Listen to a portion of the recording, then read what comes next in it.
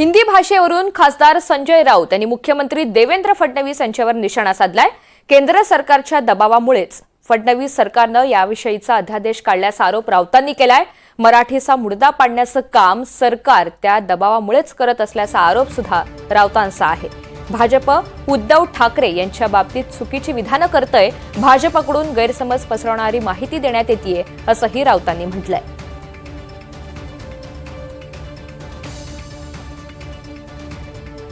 तर या सगळ्या संदर्भात आता संजय राऊत यांनी थेट भाजपवर निशाणा साधलेला आहे आणि देवेंद्र फडणवीस यांच्यावर त्यांनी काही आरोप केलेत।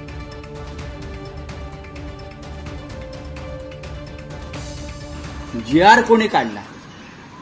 तो जीआर काढला देवेंद्र फडणवीस। मग कोण करते? जीआर कोणी काढला?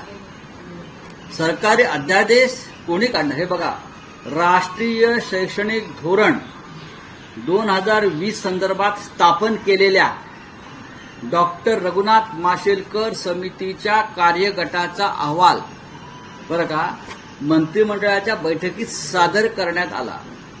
त्यावर त्या धोरणाच्या अंमलबजावणीसाठी मुख्यमंत्र्यांच्या अध्यक्षतेखाली कार्यगट स्थापन करणार असल्याचा निर्णय घेण्यात आला। राईट, या धोरणाची अंमलबजावणी करण्याच्या अनुषंगाने केलेली नाही। तर राऊतांच्या बुद्धिमत्तेची चाचणी तिसरीत करावी लागेल असा टोला आशिष शेलार यांनी लगावलेला आहे। उद्धव ठाकरे यांच्याच काळात हा अहवाल पुढे आलाय। काँग्रेसनं सक्ती केली आणि उद्धव ठाकरे यांनी पाठिंबा दिला असा दावाही आशिष शेलार यांनी केलाय।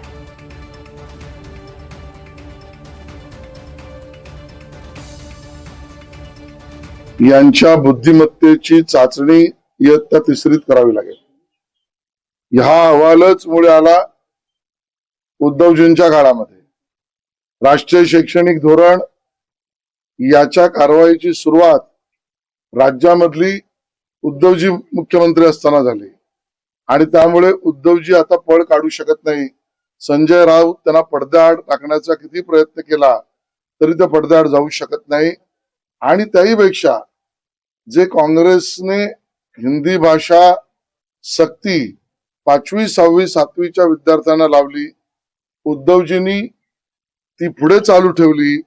आताच्या सरकारने मात्र 5वी 6वी 7वीच्या हिंदी भाषेची म्हणजे तिसरी भाषा म्हणून ती सक्ती काढून ती पर्यायी केली। याचं उत्तर संजय राऊत देऊ शकतील का?